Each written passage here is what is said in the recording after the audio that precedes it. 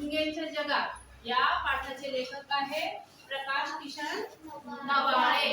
लेखकांचं नाव पण पाठ करून ठेवायचं बरं का, माहित असेल ना तुम्हाला पाठाचं नाव आणि लेखक यांच्या जोड्या लावायच्या।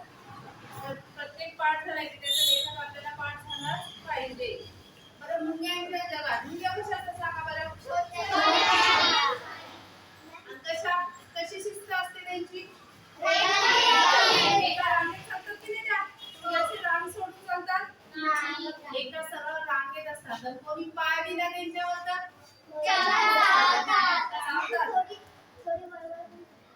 बळबळ पण करतात, चावतात आणि कसा त्रास होतो आपल्याला।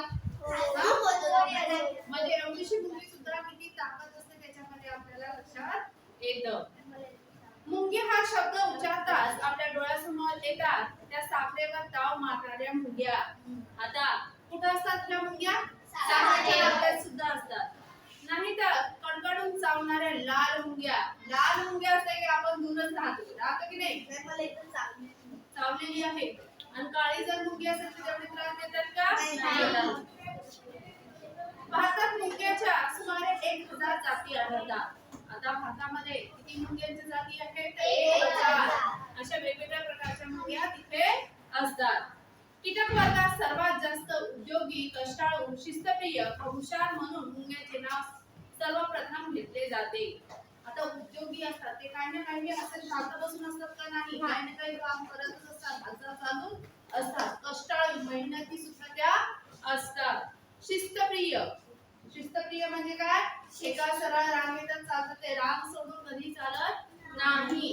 तसेच हुशार असतात, कोणी जर हल्ला केला तर आपण कडकडून ते आपल्याला चावा घेत असतात। मुंगी हा समाजप्रिय कीटक वसाहत करून राहतो। आता वारूळ असतं मुंग्यांचं, माहितीये तुम्हाला? हो। तुम्ही पाहता एखादं वारूळ किंवा एखादा दाणा जर साखरेचा पुढे पडलेला असेल तर खूप साऱ्या मुंग्या त्याला चिटकलेल्या असतात की नाही?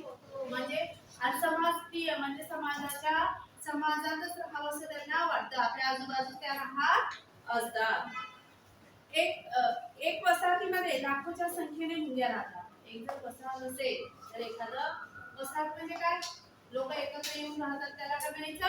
वसाहत। इथे लाखोच्या वर अशा मुंग्या राहत असतात त्यांच्यासोबत, कारण त्यांना खायला, बरं मुंगीला काय आवडतं जास्त करून? जास्त आवडतं, म्हणजे गोड जिथं भेटतं तिथं मुंग्या असतात।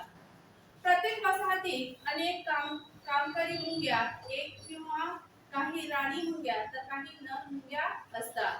काही काय काय असतात त्यांच्यामध्ये सुद्धा काम वाटून दिलेले असतात, काही कामकरी असतात, काही नर असतात, काही राणी मुंग्या सुद्धा त्याच्यामध्ये असतात। मुंग्या एकमेकांशी बोलत असतील का? नाही?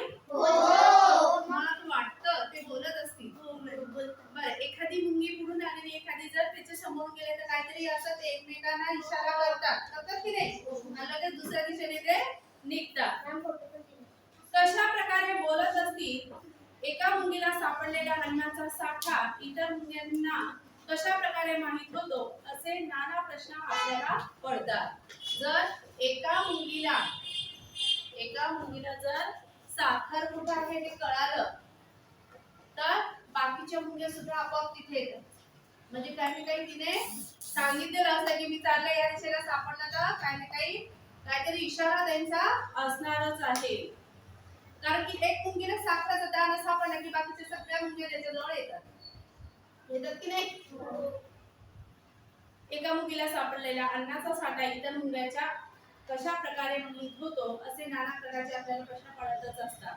आपण एकमेकांशी संवाद साधतो, माणसाप्रमाणे मुंग्या नक्कीच बोलत नाही, पण निसर्गाने प्रत्येक सजीवाला संवादाकरिता विशिष्ट सोय करून दिली आहे।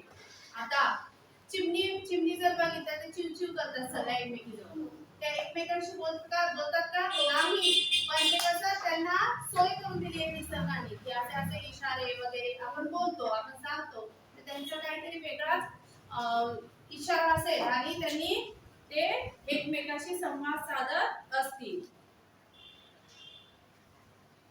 मुंग्या वेगवेगळ्या कारणासाठी वेगवेगळ्या रासायनिक गंधकणांचा उपयोग करतात।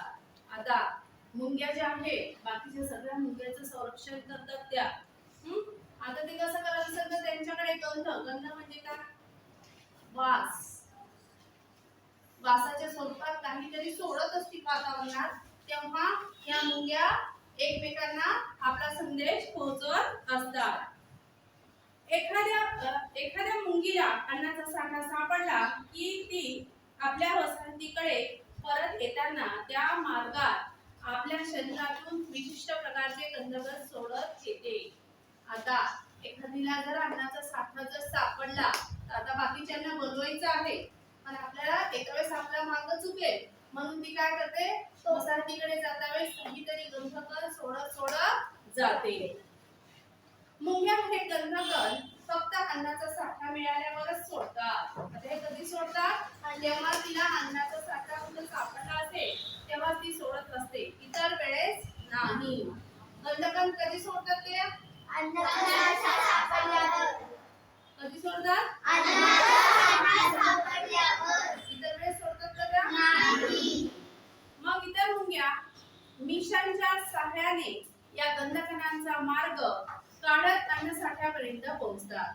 तर ते श्वास घेत कुठून सोडलाय हा गंधकण हे घेत त्या अन्नाच्या साठ्यापर्यंत त्या पोहोचतात. कारण त्या मुंगीने काय सोडलेलं असतं रस्त्याने?